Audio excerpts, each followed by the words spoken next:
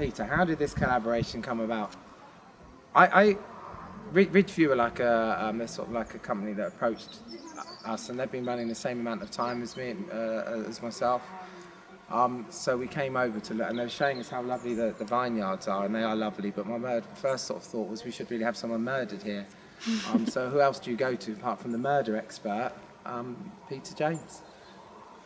Yeah, and also, funny enough, just by sheer coincidence, about 2 years ago, Ridgeview approached me and they said it'd be kind of fun if you ever wanted to have maybe Roy Grace have Ridgeview sparkling fizz for his wedding. And I particularly love Ridgeview.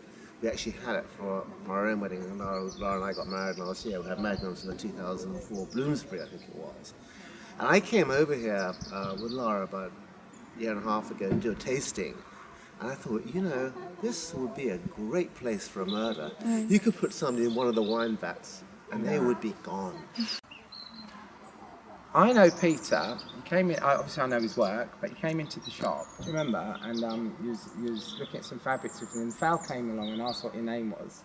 And I knew she was reading your book, and you said that you was a novelist, and I was waiting for Val to go, I'm reading your book at the moment, but she wouldn't say it because she'd forgotten the name of the guy that wrote it. Even though she'd read half of it, and his name's Peter James is on the front cover.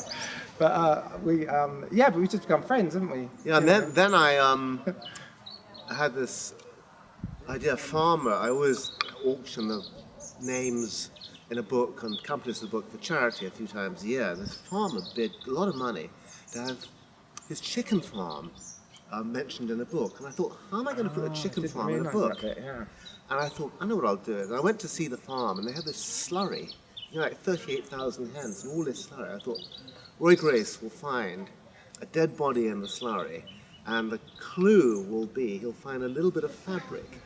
So they find the fabric, and they take the fabric to Gresham Blake to see if they could identify where it's from. That's right, yeah, and it was a door-made fabric. He was very precise with all of that. Proper research he does. Very good. Well, Shakespeare's dad was a glove maker, and I guess my mum also a glove maker. So there's a kind of slight link there. Yeah, that's true. Yeah, I forgot your mum, but yeah. Okay, yeah, I just think it's... I just like the idea of doing this, of getting Peter to write this short novel in sort of 12 sentences, and then they say that a photograph is worth 1,000 words. So in a way, it's 12,012 sentences in my mind. But I think it's an interesting project, and how we've got to tie the words with photographs. I think it's really interesting. Yeah, and also when I'm writing, I think all writers were trying to paint pictures with words. And for me, it's always been, perhaps because I grew up in a fashion family, but it's always been incredibly important to me what my characters wear. I've noticed that in your books, yeah. People are defined by their clothes. I remember my mum saying to me when I was a kid, you can always tell a man by the shoes he wears. I got particularly fancy ones at the moment because these are for the Goodwood Revival, which I'm racing at this weekend, and they're from Gresham. But it's very true. You look at somebody can be wearing a smart-looking suit, and they come in your shop in a cheap pair of shoes. And you probably, what do you think? I try not to judge people because I'll be judging them all the time. I think, shoes can let an outfit down. I mean, they do let an outfit down. But, I'm looking at mine today. The model's actually wearing my shoes, so I've got his on at the shoot over there at the moment. There was a great expression I once heard, you lie like a cheap suit. Yeah, I've heard that, yeah. I think it's, do you know what, I just like suits because they're effortless. I get up in the morning, it's like, what shirt, what suit, what shoes?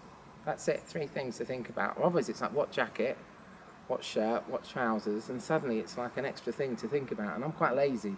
So people think I'm making an effort wearing a suit, but the reality of it is I'm just being lazy. Well, you know what you said to me earlier when we met this morning, because I'm wearing this very fancy outfit that Gresham made, again, for the Goodwood Revival, and Lara, my wife, has a kind of complementary matching outfit. Gresham said, it's amazing, it's the first time I've not seen you in black. Yeah, I'm going to mention that more than once in this interview. I wear black for the same reason that you were just saying about laziness, because I travel so much. So it's dead easy. I don't have to worry about something's going to mix, something's going to match. And also, when I'm sitting in a plane and an air hostess chucks a cup of coffee on me, I'm not then stuffed for the rest of the day in a white suit, which I was once. I'm sure you travel first class though, and people would never drop a coffee in a plane. Well, they drop champagne on you, and that That's doesn't show more so like badly. it. That's more like it. Yeah, I can believe that. Yeah, I've made. Do you know, I've made a lot of suits for Peter, but a lot of them have been the same colour-wise because they're black, and he likes a black suit. So we've done what we got him to do. Though is we did one where we printed the pages of one of your books, didn't you? In fact, the pages that I was in, my ego forced me to do it that way. Not dead yet. Yeah, it was not dead yet, wasn't it? Yeah, and it's got just the pages in it which look really good. We've done it with a shirt, haven't we? With collars and cuffs like it. I love that. It suits in that. And I love having I've got a suit with the chapter of the book in it, and Gresham made me a coat with a chapter of the book. Yeah. So if I'm ever stuck somewhere with nothing to read, I can just take my jacket off. Yeah. Someone offers it, have you finished with that? It's a real page turner. Yeah. Boom, boom. Well, that's dead funny.